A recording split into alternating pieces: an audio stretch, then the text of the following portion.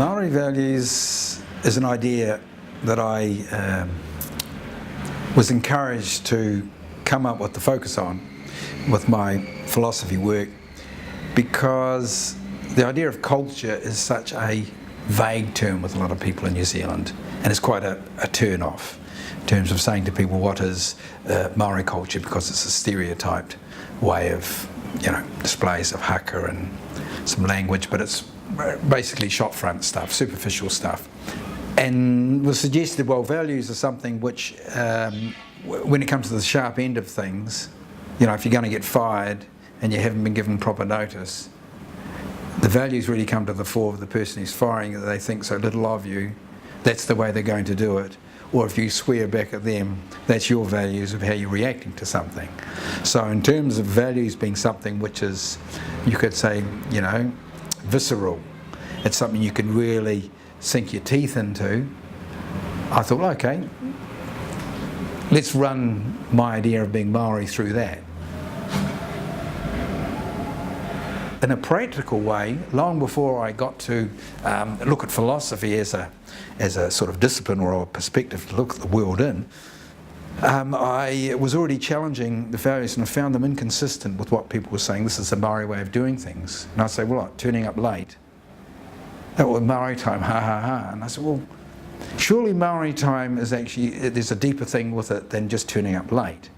A lot of people just weren't interested, and they thought I was strange to be for talking like that. But in terms of just that thing about, I discovered by just looking at language meanings and talking to some older people and some more enlightened younger ones, that the idea of Maori time, of a word like āpōpō, which is loosely translated now as tomorrow, doesn't actually mean tomorrow. It literally means a couple of nights. And the emphasis on pō being darkness or night, āpōpō being something that's going to happen in the future, āpōpō, so it's something that's going to happen over some nights away. So it's sometime after this, āpōpō.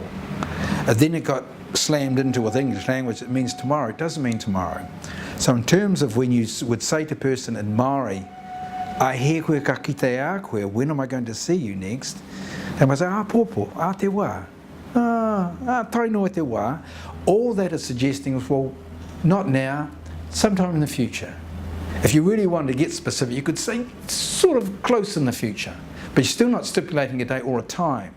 And I found that idea of time is within all cultures, and it's an idea of seasonal time, this idea of world time, nature time, being time is what it is. And it's only the chronological time which is sneaked over into English, and it always wasn't there, but translated for Maori words, which means, so this means tomorrow. So the idea of Maori time coming from, well, I will see you sometime āpōpō a te wā, doesn't really translate into English. So that's how I understood and would talk to people about and reconcile, I guess, with myself the value that I would practice. Well, if I want to be regular and reliable for the people, if we're going to meet, I'll get out my diary and I'll put down a time in the thing. But in a Maori sense of it, if you fully get into the Maori value of it, is that it's sometime in the future, and it's to do with the relationship with you on which that meeting is about, not the particular time. I think the relationship is the value. And I got an inkling of it then. And that's what I've worked on developing, to find out that just within the Indian world of philosophy, relationship is an integral part of how things are related to each other within the natural world, and stones and hills, especially I came across in a Tibetan sense, the maunga, where there's movement with flags, that being is operating, and you activate a prayer by writing it on paper and fluttering it. Gets movement. Prayer flags, they're called. And a prayer is an intention, or in Maori terms would be a karakia, an intention to do something, to move from one transition to the other. In terms of the Tibetan way of looking at things, the prayer flags are their ways of actually intentions, good intentions to other people and to the world and what you would like to happen. You put it on something, you put on a prayer wheel, you put it in, and then you turn it. The emphasis is on movement. That to me, when I picked up those things, something unlocked within me which actually said, I'm home. This is a part of the world they're talking about, and I can feel it through my being, through my feet. We have a word, well, words in Māori talking about Papa Tuanuku being the Earth Mother, but it's actually a relationship we're actually talking about with the Earth, and that we can feel her through us. And so when we want to contact our loved ones, they can feel us.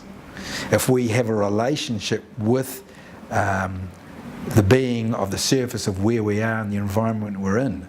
So to actually think of Tibetan prayer flags, prayer wheels, and move it back to relationship within the Maori world, I thought, hey, what's our relationship? And of course it's Papa Tuanuku. Aren't they myths? Well, what does the myth say? It's a deeper meaning within that. So you're into philosophy straight away, but there's a value in that philosophy, and that's the key thing I found. Fastening on that within the Maori world of relationship is the key thing which gets you in a proper perspective of where you fit in a relationship. And for us living today, you can see that in green values, you can see that in people talking about, you know, a global village. And of course people sometimes are so intent on their global village they're never home. And you can't be in a global village till you're actually home, so you actually still got to come home. So I thought, well, I'm a stubborn Maori. Okay, what is home in that term, and what are the values which I can say to people which say recognise when you're home? So I've used things like unpacking your bags to travellers. So I say to people when I meet them, have you unpacked your bags yet? And I say, what? And I said, well, have you been welcomed here? What do you mean here? Well, this country. Well, I was born here. Yeah, but have you been welcomed here? Well, I said, do you know what I mean? Do you feel welcome? Oh, well, we were born here. I said, it's quite a different thing to feel it though, So what I'm suggesting is, how would you like to be welcomed? Where can I do that? I said, I can do it right now. Right, it's here. It's a practical philosophy. I just say, how would you like? I can say, welcome to this country, but that's to make it mean something. I have to say where I'm from and what my relationship is with the country, so I didn't come in on the last boat. That's how I see a practical way of values being a way which you can live with each day, and you can be have a useful way of explaining to people of why it's important what a Maori value is, and what it's important to me.